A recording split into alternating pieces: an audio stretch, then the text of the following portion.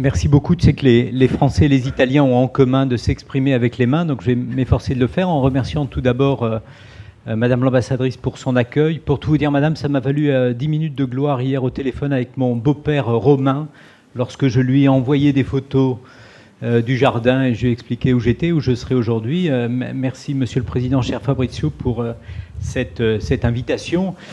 Avant d'en venir à l'épingle à cheveux que tu évoquais, j'aimerais dire un mot pour donner une réalité à ce que Paolo, à l'instant, appelait les stranded assets. Parce que les stranded assets, donc les coûts échoués, les actifs qui ont une valeur dans le monde carboné, mais qui vont se trouver dévalorisés dans le monde décarboné. On voit des centrales à charbon, par exemple, on voit des infrastructures industrielles, et c'est intéressant de donner de la réalité à tout ça dans un cadre franco-italien. Il se trouve que dans mon équipe à l'université Paris-Dauphine, qui a d'ailleurs beaucoup de coopération avec l'Italie, notamment avec l'université de la Bocconi, on a été conduit à travailler sur le secteur du vin cette année, qu'on découvrait, mais on est spécialiste des questions de changement climatique, et donc on a été interpellé par la filière viticole européenne pour réfléchir à ces questions. Et donc, pour donner une réalité à ces menaces du changement climatique, il faut avoir à l'esprit que le secteur du vin, dans le pourtour méditerranéen, entre l'Espagne, l'Italie et la France, c'est 50% de la production mondiale en volume, et compte tenu notamment de la qualité des vins toscans et d'un certain nombre de vins français, c'est 2 tiers de la valeur. Si on est dans le worst case du GIEC, dans ce monde, on pourrait se retrouver avec 2 degrés ou 2 degrés et demi, non pas en 2100, mais en 2050. Voilà, donc il y a une réalité qui est une réalité économique. Cette question des stranded assets, elle va porter sur tous les actifs économiques qui ont une durée de vie longue. C'est la caractéristique du vin.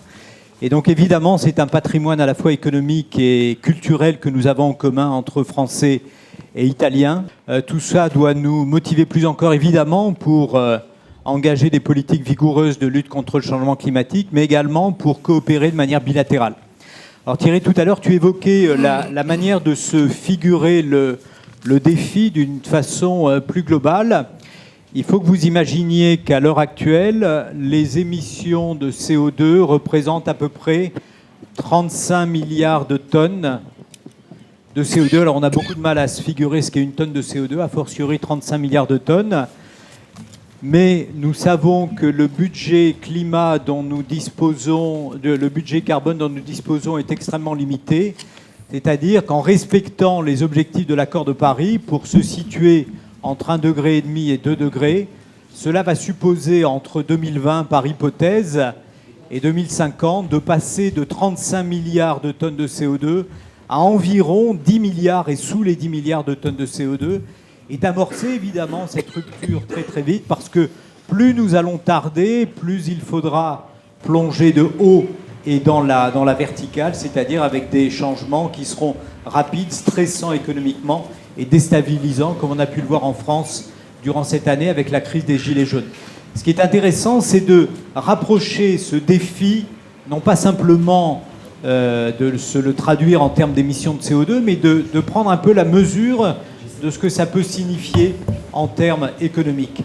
Si nous parvenons à faire cela, ne nous interrogeons pas sur les conditions, si nous parvenons à faire cela, cela signifiera qu'en 2050, nous émettrons autant de CO2 qu'en 1950, un siècle avant.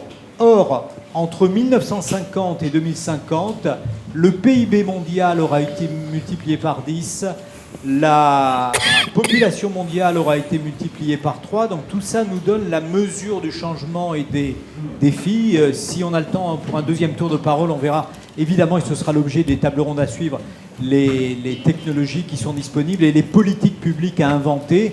Mais de toute évidence, on ne fera non seulement pas ce tour de force, on n'introduira pas cette rupture uniquement avec les technologies du XXe siècle, c'est une évidence, et pas non plus avec les politiques publiques du XXe siècle, et ça nous renvoie notamment à la question du prix du CO2 et des taxes carbone qui ont déjà été évoquées, notamment par Christian Pierret.